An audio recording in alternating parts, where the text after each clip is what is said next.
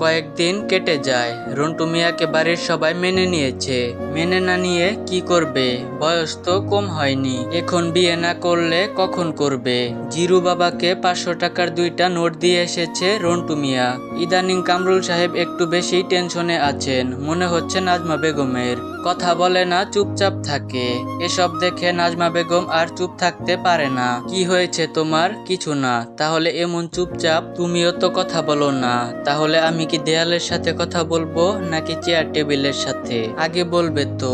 আমি তো রাগ করে কথা বলিনি, তাই বলে তুমিও বলবে না? বুঝলে নাজু, ছেলে মেয়েকে নিয়ে খুব চিন্তা হচ্ছে। উল্টাপাল্টা কিছু করে না বসে। আমি বলি কি তিন্নি মেয়েটাকে বউ করে রেখে দেই, আমাদের কাছেই থাকলো মেয়েটা। তুমি ভেবে বলছো? এটা হয় না। সমাজ বলতেও একটা জিনিস আছে। ছেলেটাকে দেখেছো? সবার আগে ছেলে মেয়ের সুখ, তারপর সবকিছু। তুমি বুঝবে না নাজু, তুমি বুঝলে একথা বলতে না। নাজমা বেগম শুয়ে পড়ে। যে বুঝার চেষ্টা করবে না তাকে বুঝিয়ে কি লাভ? মাঝরাতে তিন্নি রামিমের রুমে আসে। রামিম চোখ ডলতে ডলতে রুমের দরজা খুলে দেয়। তিন্নি চোখ তুলে তাকাতে পারে না রামিমের দিকে। রামিম প্রশ্ন করে, ইদানিং এত রাতে আমার রুমে কেন আসিস? তিন্নি কিছু বলে না, চুপচাপ তাকিয়ে থাকে রামিমের দিকে। হা করে, কি দেখছিস? কিছু না। তোর নাকি শরীর খারাপ, তাই দেখতে এলাম। আমার শরীর তো কবেই ভালো হয়ে গেছে। ওহ, তাহলে হয়তো ভুল দেখেছি, তুই ঘুমা। তিন্নি রুমে যাওয়ার জন্য পা বাড়াতেই রামিম হাত ধরে ফেলে তিন্নির। তিন্নি, একবার বল না ভালোবাসি আমি। এই সমাজ, এই দেয়াল, সব নিয়ম ভেঙে ফেলবো। তিন্নি আজও জবাব দেয় না, হাত ছাড়িয়ে নেয়। রামিম আবার টান মেরে বুকে জড়িয়ে নেয় তিন্নিকে। দোতলায় এত রাতে কেউ আসে না, তাই ভয় পায় না রামিম। ঠোঁটের নিচে আঙ্গুল রাখে তিন্নির। একটা হাত কানের নিচ দিয়ে গলা ছুঁয়ে যায়। তিন্নির গরম নিঃশ্বাসটা অনেকদিন পর অনুভব করে রামিম। তিন্নি ছাড়িয়ে নিতে পারে না নিজেকে। ঠোঁটের খুব কাছাকাছি এসে রামিম থেমে যায়। কানের কাছে মুখটা নিয়ে বলে, তুই আমাকে বিয়ে না করলে রামিম মরে যাবে, দেখে নিস। তিন্নি ছল ছল চোখে তাকায় রামিমের দিকে। অন্ধকারে কেউ কাউকে দেখতে পায় না আর চোখের পানিও না। এজন্যই রাত ভালো লাগে, কাঁদলেও কেউ দেখতে পায় না। বিষণ্ণতাগুলো অন্ধকারেই চাপা পড়ে থাকে। পাত্রপক্ষ আবার দেখতে এসেছে তিন্নিকে। কয়েকটা ছেলে ভালো ছিল, তবে বিয়ে করে তিন্নিকে অস্ট্রেলিয়া নিয়ে যাবে, তাই কামরুল সাহেব মানা করে দিয়েছেন। মেয়েটাকে এক নজর দেখতে না পারলে তাহলে এতদিন আড়ালে বড় করে লাভ কি হলো? এবারের ছেলেটা বেশ ভালো। তিথি এসে তিন্নিকে সাজিয়ে দিয়েছে। ছেলেটা দেখতে শুনতে বেশ ভালো, নাম কবির, বিএসসি ইঞ্জিনিয়ার, ভালো চাকরি করে, বেতনও ভালো। বয়সও খুব একটা বেশি না, এবার কোনো সমস্যা নেই। ছেলেপক্ষ দেখে চলে যায়। কামরুল সাহেব কিছুটা খুশি। মিষ্টি হাতে রামিমের রুমে ঢুকে। রামিম শুয়ে শুয়ে বই পড়ছিল। কামরুল সাহেব বলল, রামিম নে মিষ্টি খা। রামিম সরাসরি উত্তর দেয়, তোমাদের খুশির খবর, তোমরা মিষ্টি খাও, আমার মিষ্টি খাওয়ার কোনো কারণ নেই। রামিম, তিন্নির বিয়ে ঠিক হয়েছে, আশা করি তুই কোনো ঝামেলা করবি না। যদি করিস তাহলে আমার মরা মুখ দেখতে হবে তোকে। পারবি তো? বাবার লাশ কাঁধে তুলতে? রামিম থমকে যায়। কামরুল সাহেব চলে যেতেই দরজা আটকে কাঁদতে থাকে রামিম। এছাড়া আর কি করার আছে? কামরুল সাহেব কঠিন একটা চাল চেলেছেন। পাকা খেলোয়াড়রা কোনো সময় কাঁচা চাল চালে না। কামরুল সাহেব জানেন রামিম আর এবার কোনো সমস্যা করবে না। রামিমের এবার আর কিছু করার নেই। ইট সিমেন্টের দেওয়ালে এবার পাথরের আরেকটা বাঁধন দেওয়া হয়েছে। হাতুড়ি দিয়ে সেটা ভাঙা সম্ভব না। তিন্নি হুট করে রুমে এসে রামিমকে ধরে কাঁদতে থাকে। রামিম আজ শক্ত করে জড়িয়ে ধরে না, ছাড়িয়ে নেয় নিজেকে। তিন্নি অবাক চোখে দেখে রামিমকে। ছেলে ভালো, তোকে অনেক ভালো রাখবে, বিয়েটা করে নি। তিন্নি ফুপিয়ে কাঁদে, কথা বলতে পারে না। তিন্নি ফুপিয়ে কাঁদে, কথা বলতে পারে না। রাত হয়, রুমের আলো নিভে যায়। পাশাপাশি রুম, রুমের মাঝখানে একটি দেয়াল, লম্বা খাড়া একটি দেয়াল। দুপাশে কাঁদছে দুজন, তবুও কেউ বলছে না ভালোবাসি। কান্নার পানি বরফ ঠান্ডা হলে হয়তো বুঝতে পারতো পাশের জন যে সে কান্না করছে। সকাল, একটা অনির্দিষ্ট সুন্দর একটা সকাল। গরমকাল, কুয়াশাও নেই, ঠান্ডাও নেই। মাথার ওপর বৈদ্যুতিক পাখা ঘুরছে।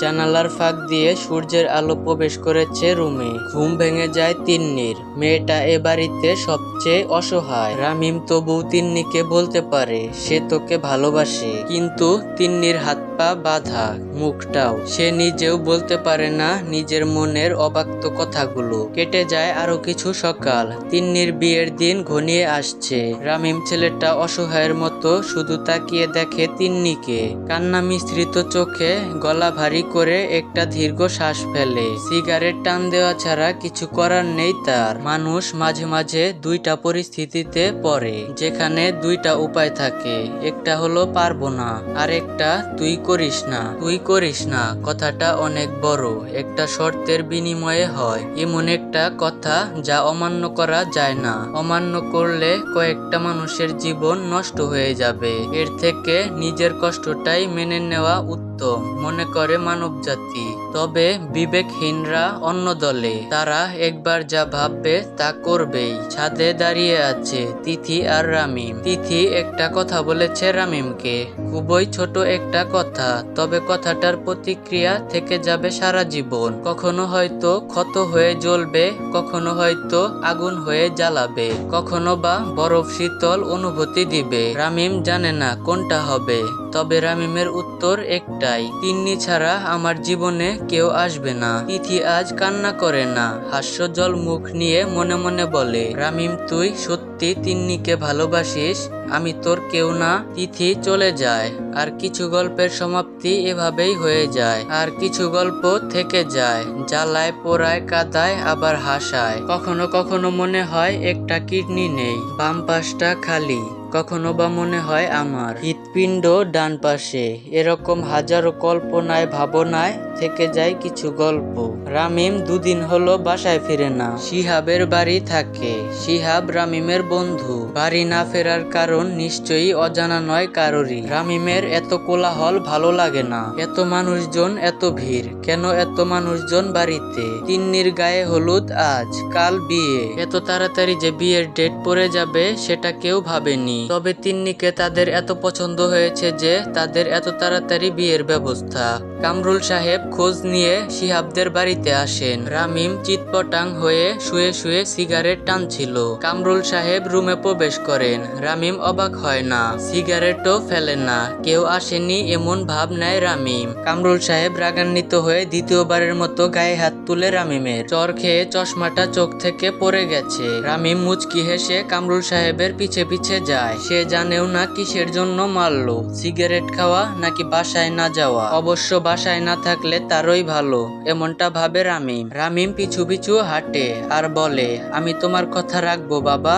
বাহ, বাড়িটা ভালোই সাজিয়েছে। আজ রামিম তিন্নির বিয়ে হলে কতই না ভালো হতো। দুজনেই আজ হাসতো, দুজন দুজনকে দৌড়ে হলুদ লাগাতো। কখনো আলাদা হতে হতো না তাদের। আগের নিয়মেই চলতো তাদের বৈবাহিক জীবন। কেউ কাউকে ওগো শুনছো, ডাকছো না? ডাকতো রামিম এদিকে আয়। রামিমও হয়তো রাগ করে ঝগড়া করতো না। তিন্নি ভুল করলে চুল টেনে দৌড় দিত।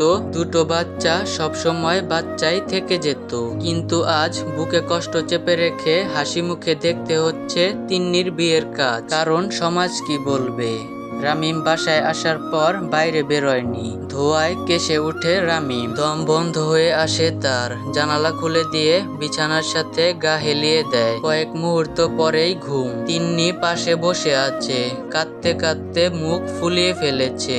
গায়ে থেকে হলুদের গন্ধ আসছে। মাদকতা আবার কাজ করেছে রামিমের। নাজমা বেগম মূর্তির ন্যায় দাঁড়িয়ে আছেন। দরজার পাশে কামরুল সাহেব। পানির মগ আর বালতি নিয়ে রহিমা কাকি বসে আছে। টুনি এ ঘরে আসবে না, তার আবার অসুস্থ মানুষে এলার্জি। বাকি শুধু রোস্তম মিয়া, সেও কিছুক্ষণের মধ্যেই এসে পড়বে, তাহলেই পরিপূর্ণ। রামিম চোখ খুলে তিন্নিকে দেখে আবার চোখ বন্ধ করে ফেলে। তিন্নি মেয়েটা বলতে গিয়েও বলতে পারে না, বাবা আমি রামিমের সাথে থাকতে চাই, ওকে বিয়ে করতে চাই। রামিম কিন্তু ঠিকই বলেছিল, কিন্তু কেউ মানেনি, না তিন্নি না কামরুল সাহেব। মানিয়ে নেওয়াটাই ভালো। তবে রামিমের কি হবে? ছেলেটার কষ্টে সবচেয়ে বেশি কষ্ট পায় তিন্নি। একবার কি বলা যায় না, রামিম তোকে অনেক ভালোবাসি, তোর থেকেও বেশি, নিজের থেকেও বেশি। আমাকে নিয়ে চলে যা অনেক দূরে, যেখানে সমাজ নেই, নেই কোনো মানুষ, যেখানে কেউ জানবে না তুই আমি দুজন ভাই বোন। গাইস, গল্পের এই পার্টটা তোমাদের কাছে কেমন লাগলো সবাই কমেন্ট করবা। আর যদি ভালো লেগে থাকে তাহলে একটা লাইক আর কমেন্ট করে চ্যানেলটা সাবস্ক্রাইব করে দিবা।